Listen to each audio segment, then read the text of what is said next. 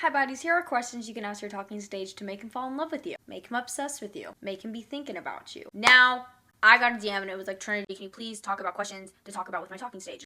I was like, you know what, I'll do you one even better. I'm going to tell you questions you can ask your talking stage to get him obsessed with you.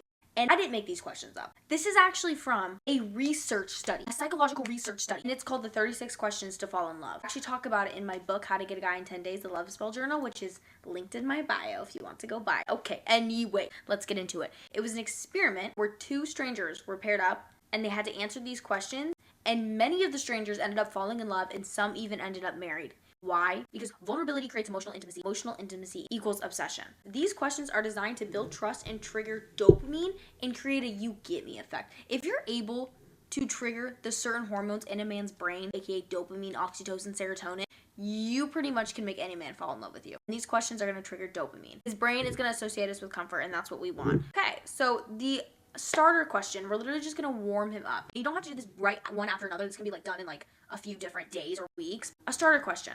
It could be like, if you could have dinner with anyone in the world, dead or alive, who would it be? Here's another one. What's your most irrational fear that you low-key hide? Another one, do you think people can feel when they're being watched? These questions disarm people by asking things that don't normally get asked. So that's how we're gonna get him warmed up. We got him warmed up, we're ready to run the race. Here's some emotional depth question that is going to spike the attraction. Here we go.